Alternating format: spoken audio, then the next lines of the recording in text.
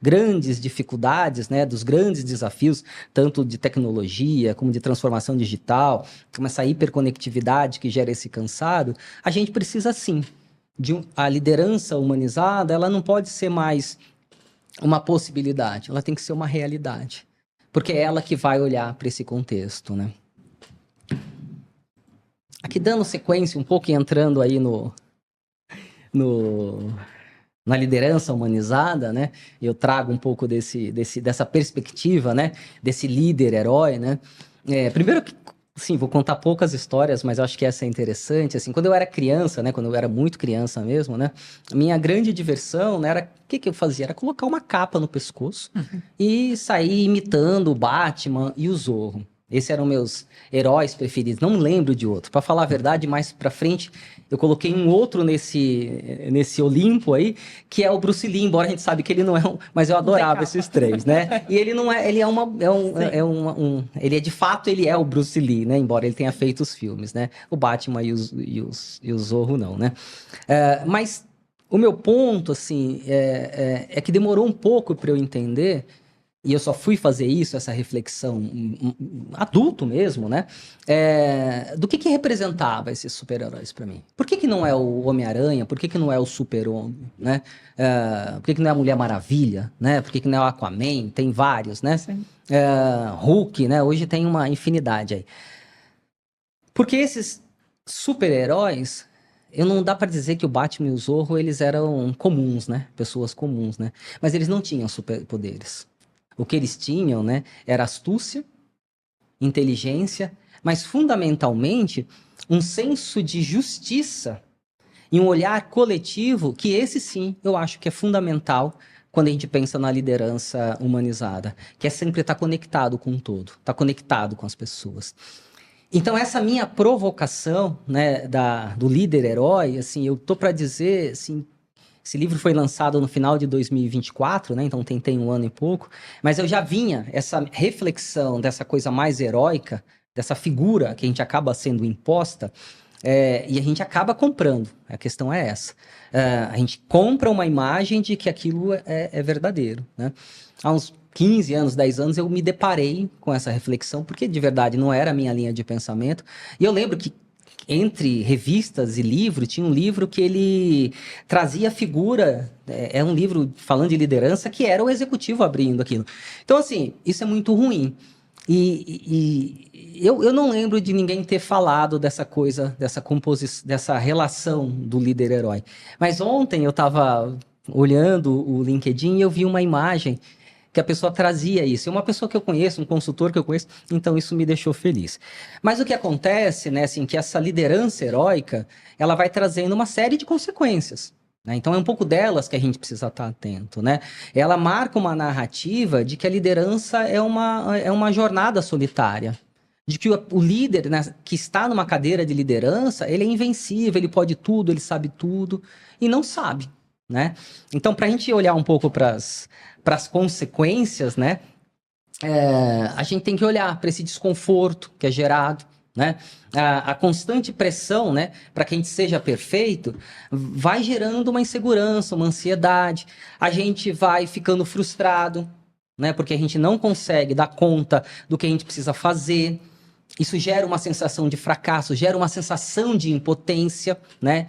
E vai fazer também com que a gente tenha uma crença equivocada, né, de que o líder é uma pessoa sozinha, perante a sua equipe, né? Então, quando a gente fala do coletivo, fala da equipe, esses são os pontos que esse líder herói, ele traz como nada saudável. Que vocês já passaram, né, pela formação da CAT, então acho que vocês estão bem afiados, né? Mas eu acho que sempre é bom a gente olhar para fazer uma reflexão, quanto que eu posso estar reproduzindo algo que em algum momento eu acreditei, né? Que em algum momento foi vendida que aquilo era o que devia ser, né? E aí, fazendo, acho que um comparativo, né? Assim, se a gente puder olhar um pouco, assim, o que é esse líder-herói, né? Alguns componentes dele, e o que é esse líder humanizado, né? Então, acho que vocês estão olhando aí na tela, né? Mas, assim, enxerga o que o líder-herói acaba reproduzindo, né? Ele enxerga a liderança como solitária, né? Ele tenta resolver tudo por conta própria. usa a autoridade de forma equivocada, e aí a autoridade, em alguns momentos, ela vira autoritarismo, ela vira grosseria. Então a gente precisa estar muito atento se esse comportamento não está trazendo uma questão de autoritarismo, né? E ele não reconhece a força do coletivo, né? Que eu acho que é o importante. Quando a gente já olha para o líder humanizado, né? Ele sim, e espero que vocês também, né? Eles vão acreditar numa liderança mais compartilhada, né? Numa liderança que eu posso realizá-la junto. Queria trazer para vocês é que assim como a Luciana fez esse trabalho, conduziu, junto com as outras pessoas de RH, obviamente, com a Luciana, né? Com a Daiane, né? Daiana. E a Cat que conduziu, eles também querem que alguém fale assim, nossa, que trabalho bacana. Então as pessoas querem ser reconhecidas. Mas não são as pessoas, a gente quer, eu quero pertencer, eu quero perceber que o que eu estou fazendo hoje de alguma forma está contribuindo, né? O livro é uma expressão da minha contribuição. E também quero ser reconhecido. Eu quero que alguém olhe e fale, nossa, que bacana, né? Então a gente precisa prestar atenção nesse dia a dia das pessoas, né? A gente precisa saber que o outro é muito parecido com a gente. Talvez em cargos diferentes, talvez com histórias diferentes, mas o outro é parecido com a gente. Então, se a gente sabe mais ou menos o que a gente quer como respeito, né? A gente pode saber o que o outro quer. Como eu falei, né? Eu ia dar um panorama aqui sobre o quanto que a gente pode dizer que a liderança humanizada trata do líder bonzinho, né? Trata do líder permissivo, que tudo pode, que não tem problema as pessoas chegarem atrasadas, que as pessoas não precisam cumprir suas obrigações. Não, né? O líder bonzinho, líder humanizado, como eu estou trazendo para vocês, né? Tem a ver com esse acolhimento, né? Tem a ver com esse respeito ao outro, tem a ver com a empatia, tem a ver com a escuta. É disso que a gente está falando, né? Mas, né, em algum momento, a gente pode desligar as pessoas. A gente deve desligar as pessoas. Até porque quando alguém sabe condições para que as pessoas floresçam. Eu adoro esse termo, florescer. É muito gostoso quando a gente percebe a evolução das pessoas e que de alguma forma a gente tem uma contribuição. Mas também é fazer com que as instituições permaneçam relevantes, permaneçam longevas, né? A gente está ali por um objetivo. Nós, as equipes, né? Também é fazer com que aquela empresa prospere. Porque quando ela prospera, todo mundo prospera. Quando vocês melhoram, todo mundo melhora. Porque quando a liderança amadurece, e é nisso que a gente vai investindo, nas capacitações, eu acredito que a liderança é isso, é um processo contínuo de formação. Mas assim como eu acredito que meu momento na Terra também é um momento de eterna aprendizagem, né? A própria neurociência diz que a gente nunca para de aprender, né? O gostoso daquele esse aprendizado no dia a dia, eu lembro de uma pessoa falando isso, né? Às vezes, quando a gente vai muito em evento, né? Você começa a achar que tá tudo igual, né? Eu ia num evento todo ano, eu falei, gente, parece que não muda. Mas às vezes muda na vírgula, né? E às vezes faz muita diferença. Bom, então quando a liderança amadurece, ela amplia o bem, como eu estava falando, e sustenta resultados e faz gerar, prosperidade. Obrigado. Muito bom. Muito bem, né? Parabéns. Maurício, parabéns. Obrigada por esse espetáculo de aula. E que tenho certeza que fez muito sentido para quem está ouvindo aqui junto com a gente, porque você conseguiu passar por tudo que nós falamos com toques, dicas, que eu tenho certeza que eles vão conseguir praticar lá na ponta. E o que eu queria propor agora, tá? Primeiro, aproveitar.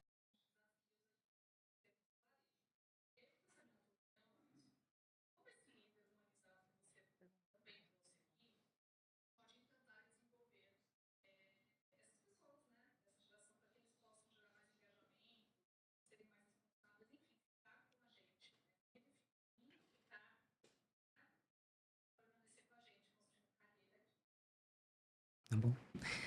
Oi, Dai, obrigado pela pergunta aí, prazer também, não tô te vendo, mas logo, logo eu vejo. Deixa eu aproveitar, antes de responder a pergunta, fazer um comercial, mas é um comercial muito generoso, né? E menos meu e mais da editora, né? Primeiro, assim, se vocês quiserem se conectar comigo, né? Aqui tá um QR Code que vocês podem escanear, acho que depois também fica disponível para vocês. Mas se vocês isso vai levar direto para o LinkedIn, mas se vocês colocarem em todas as mídias sociais, todas as redes, Maurício Pedro 70, vocês vão me achar.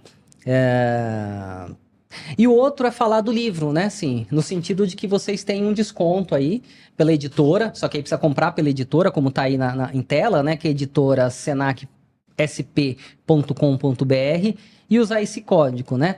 Liderança, com C, né? Lideranca 50, que vocês vão ter 50% de desconto. Então, uau, que descontão. Poxa vida, que presente. Bom, deixa eu ver se eu consigo responder. Ai, acho que eu não devia ter feito isso. Depois eu volto. Se eu consigo responder, né? Eu acho que às vezes, a gente acredita naquilo que nos é dito, né? E parte do que é dito para nós é que essas novas gerações, elas não têm nenhum comprometimento, né? Elas não querem, às vezes nem... Eu acho que é importante, né, quando a gente pensa nessa questão da escuta ativa, nessa questão da não violência, né? Primeiro eu queria fazer um breve destaque, né, que eu acho que eu não falei na minha apresentação, que é a importância do autoconhecimento, né? A gente precisa se conhecer. Eu sempre gosto de dizer assim, quando a gente é ignorante, no sentido da gente não saber do que a gente está fazendo, em algum momento é até um pouco aceitável, porque a gente não sabe o que está fazendo. Mas o que é muito bacana é quando a gente toma consciência das nossas dificuldades, daquilo que eu posso melhorar. Então, parte dessa comunicação não violenta, dessa escuta ativa, tem a ver com eu me observar. Né?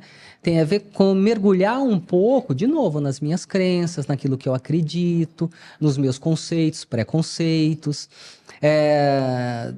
E aí eu consigo fazer um exercício mais humano, né? Mais conectado com o outro. Então, acho que tem várias formas de se fazer isso. Vocês estão passando por um programa de formação, então acho que a comunicação deve ter sido um dos itens que estavam do desenvolvimento. Vocês são capazes de saber aquilo que é certo ou errado em relação a como as pessoas se relacionam com vocês, aquilo que vocês querem que o outro se comunique com vocês, né? E hoje, né, acho que com o mundo moderno, a gente tem muitas possibilidades. Né? Tem muitos cursos na internet, gratuitos, né? Mas é um processo mais interno, um processo mais humano, um processo de observação, um processo de respeito com o outro. Ainda bem que o mundo está evoluindo.